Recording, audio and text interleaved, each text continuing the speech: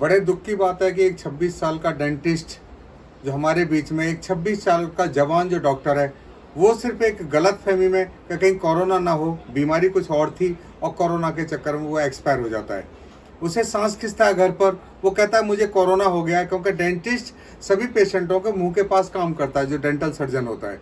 तो वो जब वर्क कर रहा होता है तो उसका 2 बार कोरोना टेस्ट होता है और दोनों बार कोरोना टेस्ट नेगेटिव आता है। वो तीसरे दिन डेंटिस्ट सांस खींचता है और वो एक्सपायर हो जाता है। आखिर क्यों?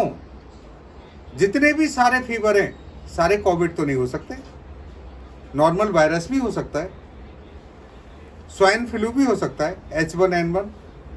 स्वाइन फ्लू के सेम सिम्टम्स होते हैं, सडन प्रॉब्लम्स खड़ी होती हैं, वो भी मल्टी ऑर्गन फेलियर होता है, उसमें भी निमोनिया होता है, उसके अंदर भी थ्रोम्बस बनता है, उसके अंदर भी है ना पल्मोनरी वेंस, पल्मोनरी आर्टरी में दिक्कत आती है, उसके अंदर भी कार्डियक प्रॉब्लम खड़ी हो सकती है, हार्ट अटैक भी हो सकता था, थ्रोम्बोसिस भी हो सकता था पल्मोनरी वेंस और पल्मोनरी आर्टरी के अंदर, एम्बोलिज्म भी हो सकता था।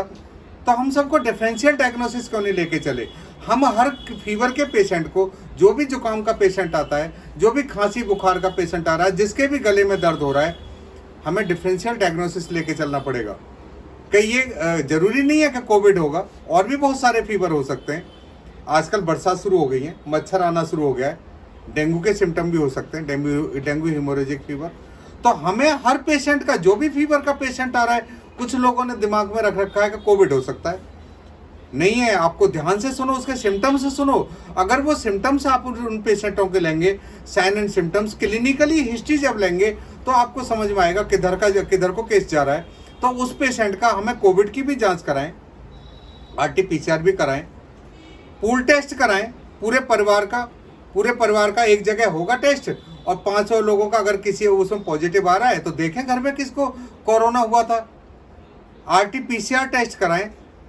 स्वाइन फ्लू के लिए H1N1 टेस्ट कराएं।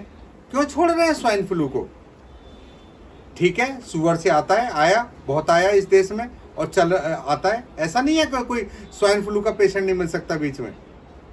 भाई, जो चीज चीन के अंदर आ रही है उसे हम पे भी ध्यान रखना पड़ेगा, हमें ध्यान रखना पड़ेगा, क्योंकि ये जितने भी फ्लू होते हैं, ये ऑरिजिनेट ज़्यादातर, इसका जो जनक है वो चीन है। और चीन से ठीक है, हमने दूरी बना ली है, लेकिन आज वो वायरस तो हमारे अंदर है बीच में। तो ऐसा डिफरेंशियल डायग्नोसिस लेके चलना पड़ेगा।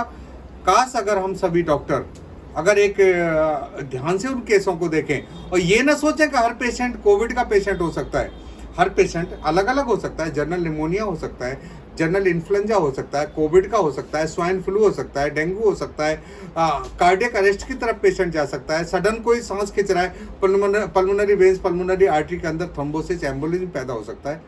तो आप ध्यान से देखो सभी, और हर पेशेंट इंडिविजुअलिटी होती है, क्योंकि जो भी इंसान आ रहा है इस संसार में वो इंडिविजुअलिटी के ऊपर है, यानी कि उससे अच्छा कोई हो सकता है, बुरा हो सकता है, सेम नहीं हो सकता, क्योंकि परमात्मा ने यही इंडिविजुअलिटी बनाई है कि हर इंसान, 750 करोड़ लोगों में हर इंसान की अपनी अलग वैल्यू है, और कोई भी इंसान इस संसार से प्री मैच्योर डेथ ना हो, कोई भी इंसान इस संसार से ना जाए।